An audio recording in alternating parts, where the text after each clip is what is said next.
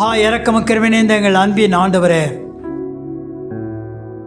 நீர் எங்களோடு கூட உம்முடைய வசனத்தினால பேசும்படியா செபிக்கிறோம். உம்முடைய வசனங்கள் ஆவியாயும் ஜீவனுமாய் இருக்கிறது. அவைகளால் எங்களுக்கு நித்திய ஜீவன் உண்டு என்று உம்மை குறித்து அறிந்திருக்கிறோம். ஆண்டவரே, ஒரு மனப்பாட்டை தாரும். நல்ல நிலத்தில் விழுந்த விதையை போல வசனங்கள் எங்களுடைய வாழ்க்கையில் இருதயத்தில் விழுந்து 30, 60, 100 பலனை தர கிருபைத்தார். இயேசுவின் மூலம் செபிக்கிறோம் நல்ல பிதாவே. சுதந்திர தினம் என்றால் என்ன?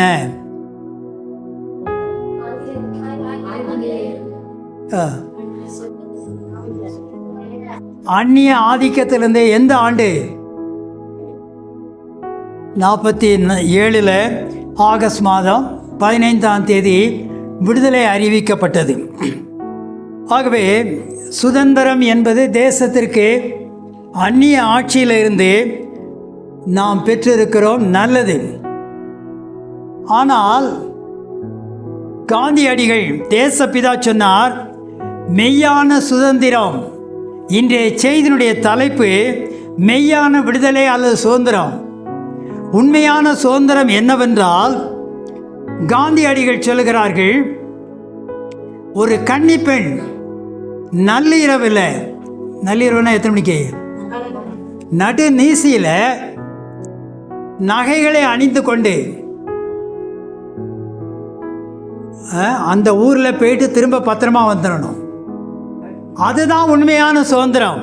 காந்தி சொல்லுகிறார், ஒரு கன்னிப்பெண் நகையை அணிந்து கொண்டு நடு நீசியில் இரவில் பத்திரமாய் திரும்பி வந்தால் கிடைந்த சுதந்திரத்தினுடைய அர்த்தம் உண்டு. அந்நியர் ஆட்சியிலிருந்து சுதந்திரத்தை பெற்றுக்கொண்டோம், நல்லது. ஆனால் சமுதாயத்தில், தனிப்பட்ட வாழ்க்கையில், குடும்பத்தில் சுதந்திரமாக வாழ முடிகிறதா என்கிற கேள்வி செய்திகளை வாசிக்கும் போது இல்லை என்பதை அறிகிறோம்.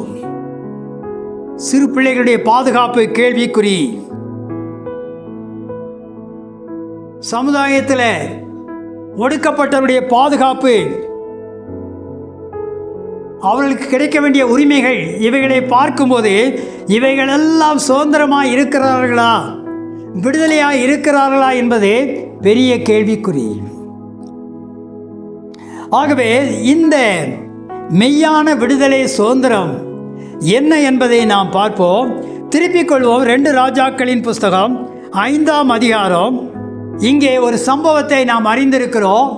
நாகமான் என்கிறதான ஒரு சீரிய தேசத்தினுடைய படை தளபதி, பிரபலமானவர். அவரால் அநேக விடுதலைகள் கிடைத்திருக்கிறது.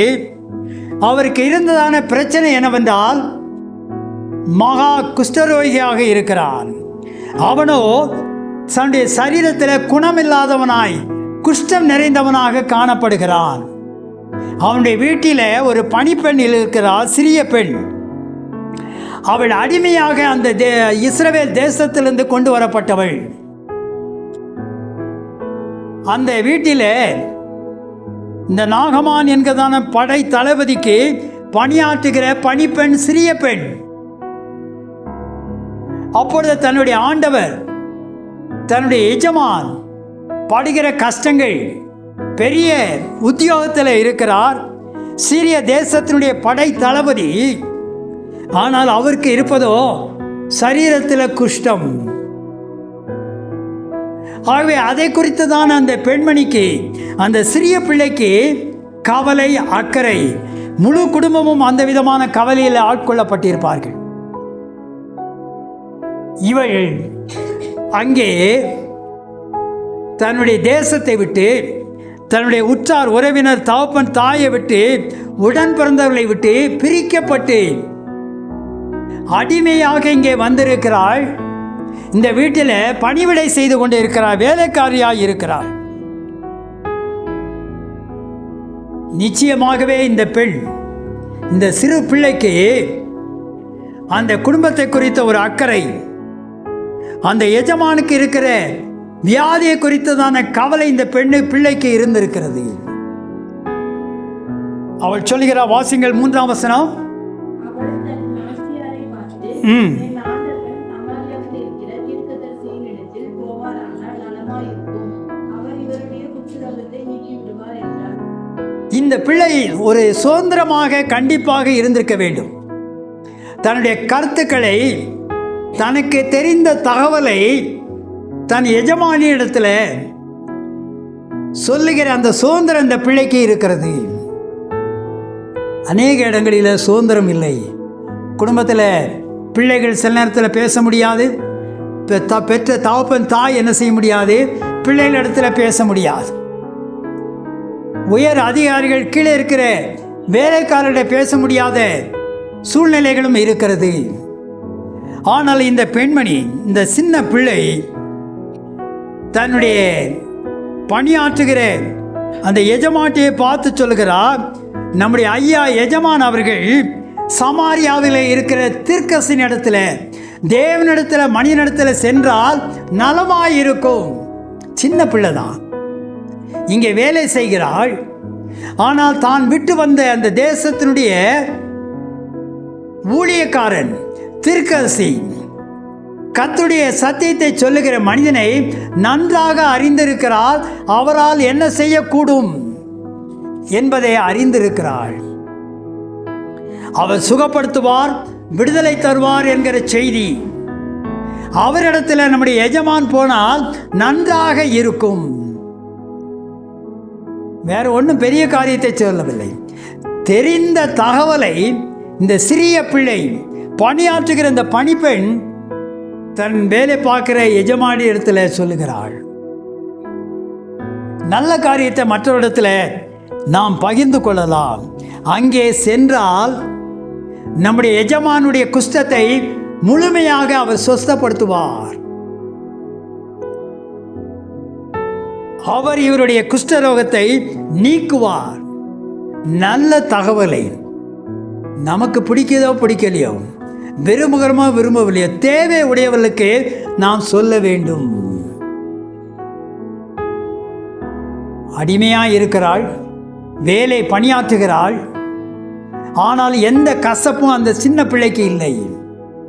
சொல்லுகிறார், நாம் தொடர்ந்து அந்த பகுதியில் வாசிக்கும் போதே என்ன ஏற்படுகிறது, இவன் நாகமான் புறப்பட்டு போய் அங்கே எலிசா தீர்க்கதரிசி சென்று அவர் சொன்னபடி அந்த யோர்தானிலே மூழ்கி எழும்பின போது அவருடைய குஷ்டம், அந்த வியாதி முழுமையாக சுகம் பெற்று விடுகிறது. கையில் வெள்ளி, மாற்று வஸ்திரங்கள், வெகுமதிகளை அந்த எலிசா தீர்க்கதரிசிக்கு இவர் கொண்டு செல்லுகிறார். அவருக்கு வாங்க மறுத்து விடுகிறார். தேவையில்லை, நீ சமாதானத்தோடு போ. ஊழியக்காரன் எந்த விதமான பொன்னையோ பொருளையோ வெள்ளியோ மாற்று வஸ்திரத்தையோ வாங்கி கொள்ளவில்லை. வேதம் சொல்லுகிறது, இலவசமாய் பெற்றீர்கள், இலவசமாய் கொடுங்கள். ஆண்டவர் கொடுத்திருக்கிற விடுதலை, ஆண்டவர் கொடுத்திருக்கிற சந்தோஷம், சமாதானத்தை நீங்களும் நானும் இலவசமாய் பெற்றிருக்கிறோம். அதை திரும்ப இலவசமாய் கொடுக்க வேண்டும். ஆதாயத்திற்காக அல்ல, திரும்ப ஏதாவது நமக்கு தருவார்கள் என்பதற்காக அல்ல. இந்த எலிசா அவனுக்கு தேவை இருந்தது. ஆனால் எந்த வெகுமதியும் இந்த நாகமானுடைய கரத்தில் வாங்கவில்லை. திரும்ப வருகிறார். கொஞ்சத்தை மாத்திரம் அந்த கேயாஸ் வாங்கி கொள்ளுகிறான். நிச்சயமாகவே இவன் உயர்ந்த பதவியில் இருக்கிறபடியினால பணம் படைத்தவனாய் வெள்ளியும் பொன்னும் பல வஸ்திரங்கள் இருந்திருக்கும். யோசித்து பார்ப்போம். இதுவரைக்கும் அந்த பிள்ளை ஒரு பணிப்பெண்ணாக வேலை செய்கிற சிறு பெண்ணாக இருந்திருக்குது. இந்த தகவலை சொன்னதுனால இவர் அங்கே சென்று சுகம் பெற்று திரும்ப வந்த பிறகு அந்த பிள்ளைக்கு என்ன செஞ்சிருப்பாரு? அந்த சின்ன பிள்ளை சொன்ன தகவலின் அடிப்படையில் தனக்கு இருந்த பல மாதங்கள், வருஷம் இருந்ததானே அந்த குஷ்டரோகம் நீங்கி போயிற்று. தூக்கி சிம்மாசனத்தில் கூட அந்த பிள்ளையை வைத்திருக்கலாம். நல்ல ஆடைகள், இதுவரைக்கும் கொடுத்த ஆடைகளை காட்டிலும் விலை உயர்ந்த ஆடைகளை அந்த பிள்ளைக்கு இந்த தகவலை சொன்ன பிள்ளைக்கு கொடுத்திருக்கலாம். காதில் எது நல்ல தொங்குற கம்மல், நெத்தியில் நெத்தி சூடி, ஒட்டியானம், வளையல் எல்லாம் தங்கத்தில் அந்த பிள்ளைக்கு செய்து கொடுத்திருக்கலாம். சொன்னது என்ன? சிறிய தகவல். தன்னுடைய வார்த்தையை சொல்லத்தக்கதாக சுதந்திரம் அந்த பிள்ளைக்கு இருந்தது. அதை அவர்கள் அசட்டை பண்ணவில்லை. பிறர் சொல்லுகிற தகவல்களை கேட்க வேண்டும். காது உள்ளவன் கேட்க கடவன் என்று வேதத்தில் வாசிக்கிறான். பேசுவதற்கு சுதந்திரிக்க வேண்டும்.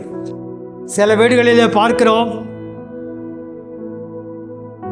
கணவன் சொல்வதை மனைவி கேட்பதில்லை, மனைவி சொல்வதை கணவன் கேட்பதில்லை, பிள்ளைகள் கேட்பதில்லை, பெற்றோர்கள் கேட்பதில்லை. அப்போ அதில் என்ன? அங்கே சுதந்திரம் இல்லை. ஆகவே மெய்யான சுதந்திரம், விடுதலை எங்கே? ஆண்டுடைய சத்தியத்தில் இருக்க வேண்டும். எடுப்போம். யோவான் எழுதின சுவிசேஷம் 8ஆம் அதிகாரம் 31, 32. இங்கே ஆண்டவர் சொல்லுகிறார், தம்மை விசுவாசித்த யூதர்களை பார்த்து சொல்லுகிறார், நீங்கள் என்னுடைய உபதேசத்தில் நிலைத்திருந்தால் மெய்யாகவே என்னுடைய சீடர்களாயிருப்பீர்கள். ஒரு மனிதனுக்கு எப்பொழுது சுதந்திரம் கிடைக்குது? வெளியே சுதந்திரம் இருக்கிறதோ இல்லையோ, விடுதலை என்பது இந்த சமுதாயத்தில் இருக்கலாம், தேசத்தில் இருக்கலாம். ஆனால் நிறைய மனிதர்கள் கவலை என்கிற சிறைச்சாலையில் இருக்கிறார்கள். பண பிரச்சனை, குடும்பத்தில் பிள்ளைகளினாலே ஏற்படுகிற பிரச்சனைகள், சுற்றுப்புறத்தில் இருக்கிற பிரச்சனைகள், தன்னுடைய சரீர வியாதியை குறித்ததான கவலைகள், பல காரியங்கள் மனிதனை சிறைப்பிடித்து வைத்திருக்கிறது. உம்முடைய வசனம் எனக்கு மன மகிழ்ச்சியாக இராது இருந்தால் நான் என் துக்கத்தில் அழிந்து போயிருப்பேன். என் உபதேசத்தில் நீங்கள் நிலைத்திருந்தால் மெய்யாகவே நீங்கள் என்னுடைய சீடர்களாயிருப்பீர்கள். சத்தியத்தை அறிவீர்கள், சத்தியம் உங்களை விடுதலையாக்கும். ஏதோ ஒரு வகையில் சுதந்திர நாட்டில் நாம் வாழலாம், சமுதாயத்தில் நாம் வாழலாம். ஆனால் தனிமையாய் இருக்கும்போது சுதந்திரமாய் நாம் வாழ்கிறோமா? சிலரை தீய பழக்க வழக்கங்கள் அவைகளை அடிமைப்படுத்தி வைத்திருக்கிறது.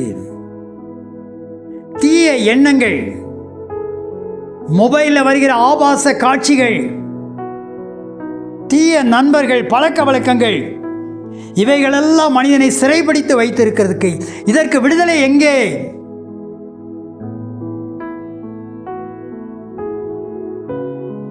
சுதந்திரமான வீட்டிலே இருக்கலாம், சுதந்திரமான நாட்டிலே இருக்கலாம். ஆனால் தனிப்பட்ட வாழ்க்கையில் சுதந்திரமாக இருக்கிறோமா? ஏன் மனிதனுக்கு ஸ்ட்ரெஸ் வருகிறது? பல காரியங்களை குறித்து கவலைப்படுகிறதுனால. ஆண்டவர் சொல்ல, உங்களை கவலைப்படுகிறதுனால சரீரத்தின் அளவை என்ன செய்ய முடியாது? கூட்டவோ குறைக்கவோ முடியாது.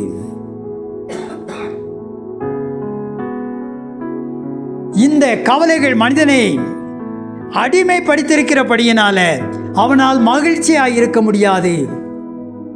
பணம் இருக்கலாம், வேலை இருக்கலாம், நல்ல மனைவி, கணவன், பிள்ளைகள் இருக்கலாம். ஏன் சந்தோஷம் இல்லை? ஏன் மனிதனுக்கு சமாதானம் இல்லை? சிலருக்கு பென்ஷன் வருகிறது, கணவன் மனைவி லட்சக்கணக்கில் பென்ஷன் கூட வாங்குற உண்டு. ஆனால் பிள்ளைகளை குறித்த கவலை அவர்களை தாக்கி சரீரத்தில் வியாதிகள், உபாதைகள், ஓய்வு பெற்று நிம்மதியாக வாழ முடியவில்லை. அப்போ எல்லா விதத்திலும் பொருளாதார சுதந்திரம் இருக்கிறது, வீட்டில் சுதந்திரம் இருக்கிறது, மனதில் சிறை.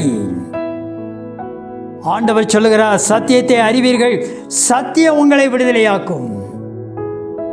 நம்முடைய வாழ்க்கையில் மற்றவர்களுக்கு மாத்திரம் போராட்டம் அல்ல, மற்றவர்கள் மாத்திரம் எண்ணங்களினால தீய பழக்க வழக்கங்களினால சிறைப்பிடிக்கப்பட்டிருக்கு மாத்திரமல்ல, நாமும் அப்படித்தான் இருந்தோம். இருளிலே இருந்தோம், பாவ பிடியில, பிசாசின் பிடியில, கவலைகளில் இருந்தோம். சத்தியத்தை அறிந்து கொண்டோம். இந்த சத்தியம் என்னையும் உங்களையும் விடுதலையாக்கி இருக்கிறது. ஒருவேளை இதை நாம் அறியாமலும் கேள்விப்படாமலும் விசுவாசியாமலும் இருந்திருந்தால் நாமும் மற்ற ஜனங்களைப் போல துக்கத்திலும் கவலையிலும் சிறைப்பிடிக்கப்பட்டிருப்போம். ஆகவே மனிதனுடைய தனிப்பட்ட மனிதனுடைய சுதந்திரம், தேசத்தினுடைய சமுதாயத்தின் சுதந்திரம் என்பது எல்லா நிலைகளிலும் காணப்பட வேண்டும். ஆண்டவர் சொல்லுகிறார், என் நாமம் தரிக்கப்பட்ட என் ஜனங்கள் தங்களை தாழ்த்தி என் முகத்தை தேடி தங்கள் பொல்லாத வழிகளை விட்டு திரும்பினால் பரலோகத்தில் இருக்கிற நான் கேட்டு அவருடைய தேசத்திற்கு சேமத்தை கட்டளையிடுவேன். ஆகவே ஆண்டுடைய சத்தியத்தை கேட்டு அதன்படி நடக்கும்போது இந்த சத்தியம் ஆவியாயும் ஜீவனுமாய் இருக்கிறது. நான் ஆண்டவரை ஏற்றுக்கொண்ட புதியதில்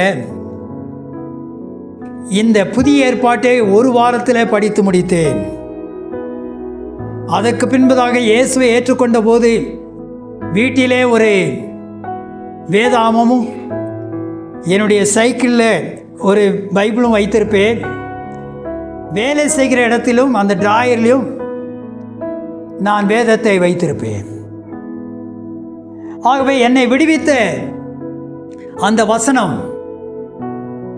எனக்கு சந்தோஷத்தையும் சமாதானத்தையும் ரட்சிப்பையும் கொடுத்த அந்த வார்த்தையை செல்லுகிற இடம் வாசித்தேன். ஆகவே சத்தியத்தை அறிவீர்கள். ஆண்டவர் சொன்னார், நானே வழியும் நானே சத்தியம் நானே ஜீவனுமாய் இருக்கிறேன். ஆண்டவரே சத்தியம், ஆண்டவரே வழி, அவரே நமக்கு ஜீவனாய் இருக்கிறார். என்னை அல்லாமல் ஒருவன் என் பிதாவினிடத்திலே வரான். அப்பொழுது இவர்கள் சொல்லுகிறார்கள், மற்ற யூதர்கள் ஜனங்கள் சொல்லுகிறார்கள், நாங்கள் ஆபிரகாமுடைய சந்ததி, நாங்கள் ஒரு காலம் ஒருவனுக்கு அடிமையாய் இருந்ததில்லை. பேசலாம் பேச்சுக்கு, நாங்கள் சுதந்திரமாய் இருக்கிறோம், சுதந்திரமாய் செயல்படுகிறோம். ஒரு காலமும் நாங்கள் என்ன செய்யவில்லை, யாருக்கும் ஒருவனுக்கு அடிமையாய் இருக்கவில்லை. சொல்லுகிற இந்த தருணத்தில் ஏசாமிட்ட சும்மா ஒரு சாக்கு சொல்ல வேண்டுமே என்று சொல்லுகிற இந்த யூதர்கள், அந்த நாட்களில் ரோமர்கள் இவர்களே அரசாளுகிறார்கள். ரோம சட்ட திட்டத்துக்கு இவர்கள் கீழ்ப்பட்டவர்கள். ரோம அதிகாரிகள் இவர்களை ஆளுகிறார்கள். ஆனாலும் மெப்புக்காக என்ன சொல்ல, எங்களை ஒருவனும் ஒரு காலம் ஆண்டதில்லை. அநேக புறஜாதி ராஜாக்கள் இவர்களை ஆண்டு சிறைச்சாலையில் கொண்டு போய் இருக்கிறார்கள். அசரியர்கள், பாபிலோனியர்கள் தேசத்தை சூறையாடி இருக்கிறார்கள். ஆனால் இவர்கள் இயேசுக்கு ஒன்றும் தெரியாதபடிக்கு, என்றும் தெரியாது என்று இவர்கள் எண்ணத்தில், நாங்கள் ஒருவனும் ஒரு காலம் யாருக்கு அடிமையாக இருந்ததில்லை, எப்படி விடுதலையாவீர்கள் என்று நீ சொல்லலாம் என்று சொல்லுகிறார். அதற்கு இயேசு சொல்லுகிறார், இந்த அடிமைத்தனம் என்பது, சுதந்திரம் இல்லாமல் வாழ்வது என்பது ஒருவர் கொடுக்கிற சுதந்திரம் மாத்திரமல்ல, சுதந்திரத்தை கொடுக்கலாம். அந்த சுதந்திரத்தை அணிவிக்கத்தக்கதான சுதந்திரம், தனிப்பட்ட சுதந்திரம் நமக்குள்ளே இருக்கிறதா? இயேசு சொல்லுகிறார், பாவம் செய்கிற எவனும் பாவத்திற்கு அடிமையாய் இருக்கிறார். ஏன் பாவி, ஏன் மனிதன் பாவம் செய்கிறான்? பாவம் அந்த ஜென்ம சுவாபம் நமக்குள்ளே இருக்கிறபடியினால. பாவ சுவாபம் மனிதனுக்குள்ளே இருக்கிறபடியினாலே பொய் பேசுகிறான், கொலை செய்கிறான், பிறரை துன்பப்படுத்துகிறான், தனக்குத்தானே தீங்கு விளைவித்துக் கொள்கிறான். பாவம் செய்கிற எவனும் பாவத்திற்கு அடிமையாய் இருக்கிறான். இந்த உலகத்தில் பிறந்த எந்த மதமாய், எந்த ஜாதியாய், எந்த நேரத்தில் பிறந்திருந்தாலும் எல்லாரும் பாவி, தேவ மகிமை அற்றவர்களானோம். அந்த பாவ சுபாவம் இருக்கிறது. ஏன் மனிதன் பொய் சொல்லுகிறான்? ஏன் கொலை செய்கிறான்? ஏன் திருடுகிறான்? அந்த ஜென்ம சுபாவம் அவனுக்குள்ளே இருக்கிறபடியினால அது எப்பொழுது நீங்குகிறது? இயேசுவண்டை வந்து தன்னுடைய பாவத்தை அறிக்கை செய்யும் போது, சத்தியமாயிருக்கிற இயேசுவை ஏற்றுக்கொள்ளும் போது, பாவத்தை அறிக்கை செய்து விட்டுவிடும் போது, ஆண்டவராகிய இயேசு கிறிஸ்து தம்முடைய இரத்தத்தினாலே கழுவி அவனை பரிசுத்தப்படுத்துகிறார். பாவம் செய்கிற எவனும் பாவத்துக்கு அடிமையாயிருக்கிறான் என்று மெய்யாகவே உங்களுக்கு சொல்கிறேன். ஆகவே குமாரன் விடுதலையாக்கினால் மெய்யாகவே விடுதலையாவீர்கள். யார் விடுதலை செய்ய வேண்டும்? வேற எந்த வார்த்தைகளும் அல்ல. சத்தியபரனாகிய இயேசு கிறிஸ்து விளம்பின வார்த்தைகள் வேதத்தில் காணப்படுகிற ஆதி ஆமத்திலிருந்து வெளிப்படுத்தல் வருகிற வார்த்தைகள் ஒரு மனிதனை பரிசுத்தப்படுத்துகிறது, சீர்படுத்துகிறது. குமாரன் விடுதலையாக்கினால் மெய்யாகவே விடுதலையாவீர்கள். விடுதலை என்பது வெளியே இருந்து வருவது மாத்திரமல்ல, விடுதலை என்பது நமக்குள்ளே ஏற்படுகிற அந்த மாற்றங்கள். வேதம் சொல்லுகிறது, ஒருவன் கிறிஸ்துக்குள் இருந்தால் புதிய படைப்பாய் சிருஷ்டியாயிருக்கிறான், பழையவைகள் எல்லாம் ஒழிந்து போயின, எல்லாம் புதியதாயின. சுபாவம் மாறணும். வேதத்தை வாசிக்கிறோம், ஜெபிக்கிறோம், ஆலயத்துக்கு செல்லுகிறோம், சுபாவம் மாறி இருக்கிறதா?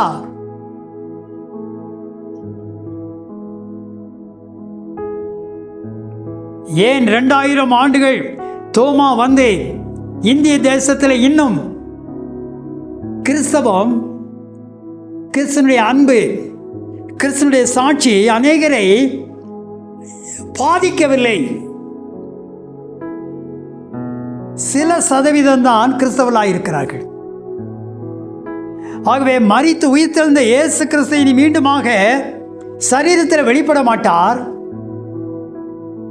அந்த கிறிஸ்து இயேசுவை ஏற்றுக்கொண்டு இருக்கிற நாம் நம்முடைய தனிப்பட்ட வாழ்க்கையில், குடும்பத்தில், சமுதாயத்தில், வேலை செய்கிற இடத்துல கிறிஸ்துவனுடைய அன்பை வெளிப்படுத்த வேண்டும்.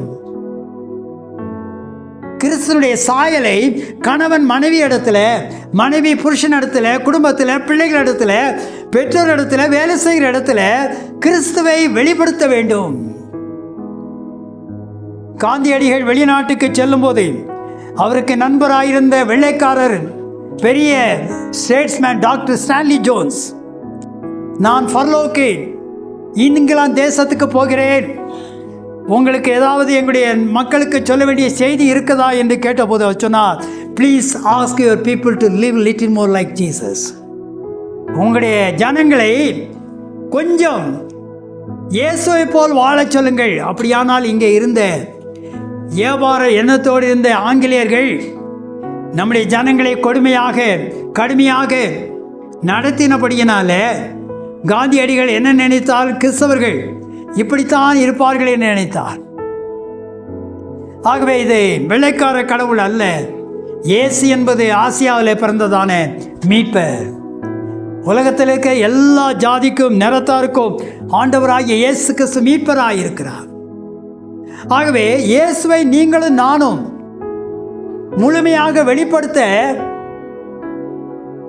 முடியாத பட்சத்தில் குடும்பத்தை கூட ஆதாயப்படுத்த முடியவில்லை, சமுதாயத்தை, உற்றார் உறவினர்களை ஆதாயப்படுத்த முடியவில்லை, தேசத்தை ஆதாயப்படுத்த முடியவில்லை. நம்முடைய பேச்சில் பொறுமை, அன்பு, இவைகள் மாற்றங்கள் இருக்கதா? அவருக்குள் நிலைத்திருக்கிறேன் என்று சொல்லுகிறவன் அவர் நடந்தபடியே தானும் நடக்க வேண்டும் என்று யோவான் தன்னுடைய நிருபத்தில் பின்பதாக எழுதுகிறார். ஆகவே இயேசு நம்மில் வாழ்வதை முதலாவது நாம் உணர வேண்டும், குடும்பத்தார் உணர வேண்டும், சமுதாயம் உணர வேண்டும். ஆகவே தான் நம்முடைய கிறிஸ்தவ வாழ்க்கை மற்றவர்களை பாதிக்கும். நமக்கு இருக்கிற பிரச்சனைகள், நமக்குள்ளே போராடுகிற போராட்டங்களை நாமே அமுக்குமானால் நாம் ஜெயம் பெறவில்லை. பாவம் செய்கிற எவனும் பாவத்துக்கு அடிமையாக இருக்கிறான் என்று ஆண்டவர் சொல்கிறார். அவர் சொல்லுகிறார் 37 நீங்கள் ஆபிரகாமுடைய சந்ததியார் என்று எனக்கு தெரியும், ஆனால் உங்களுக்குள்ளே என் உபதேசம் இடம் பெறாதபடியினாலே என்னை கொலை செய்ய தேடுகிறீர்கள். நீங்க எந்த ஜெனரேஷன்? ஆபிரகாமுடைய சந்ததின்னு எனக்கு நல்லா தெரியும். ஆனால் நான் சொல்லுகிற அந்த வார்த்தைகள் வசனங்கள் உங்களுடைய வாழ்க்கையில் இடம்பெறாதபடியினால நீங்கள் என்னை கொலை செய்ய வகை தேடுகிறீர்கள். ஏன் மனிதன் கொலை செய்கிறான், பொய் பேசுகிறான்? அவனுக்குள்ளே இருக்கிற பாவம். வசனம் இல்லை, இயேசு இல்லை. நமக்குள்ளே எது இருக்குது? ஆவியின் கனியோ அன்பு, சந்தோஷம், சமாதானம், நீடிய பொறுமை, தயவு, நற்குணம், சாந்த, இச்சடக்கம், இவைகளுக்கு விரோதமான பிரமாணம் ஒன்றும் இல்லை. ஆகவே மெய்யான சுதந்திரம், விடுதலை என்பது இது தேசத்தில் நாம் தேட முடியாது, சமுதாயத்தில் தேட முடியாது. தனிப்பட்ட மனிதன் தனக்குள்ளே இயேசுவை தேடும்போது இது நமக்குள்ளே கிடைக்கிற சுதந்திரம். அதை இந்த தகவலை மற்றவர்களுக்கு பகிர்ந்து கொடுக்கும்போது அந்த சுதந்திரத்தை, அந்த விடுதலையும் அவர்கள் இயேசு மூலமாய் பெற்றுக்கொள்கிறார்கள். ஆகவே நம்முடைய பிள்ளைகளுக்கு நாம் என்ன சொத்துக்களை, சுகங்களை சுதந்திரம் வைத்திருக்கிறோமோ அது பெரிய காரியம் அல்ல. இயேசுவை நம்முடைய பிள்ளைகளுக்கும் நம்மை சார்ந்திருக்கிற சமுதாயத்திற்கும் நாம் அளிப்போம், அதுவே பெரிய காரியம். அவர்கள் அந்த சுதந்திரத்தையும் விடுதலையும் நாம் பெற்றது போல பெற்றுக்கொள்ள கிருபை அளிப்பாராக. நாம் தலைகளை தாழ்த்தி நாம் ஜெபிப்போம். எங்கள் அன்பின் ஆண்டவரே, சத்தியத்தை அறிவீர்கள், சத்தியம் உங்களை விடுதலையாக்கும். குமாரன் விடுதலையாக்கினால் மெய்யாகவே விடுதலையாவீர்கள். நாங்கள் சத்தியத்தை அறிந்திருக்கிறோம். குமாரனாகிய இயேசுவை எங்களுடைய உள்ளத்தில் நாங்கள் ஏற்றுக்கொண்டிருக்கிறோம். அந்த பெற்ற சந்தோஷத்தையும் விடுதலையும் பெறாத ஜனங்களுக்கு அன்போடும் ஜெபத்தோடும் மன தாழ்மையோடு அறிவிக்க எங்களுக்கு கிருபைத்தார். வந்திருக்கிற ஒவ்வொருவரையும் ஆசீர்வதிப்பீராக. இயேசு கிறிஸ்து மூலம் ஜெபிக்கிறோம் நல்ல பிதாவே, ஆமென். ஆண்டவராகிய இயேசு கிறிஸ்துவின் அன்பை பரப்ப லைக், ஷேர், சப்ஸ்கிரைப் பண்ணுங்கள்.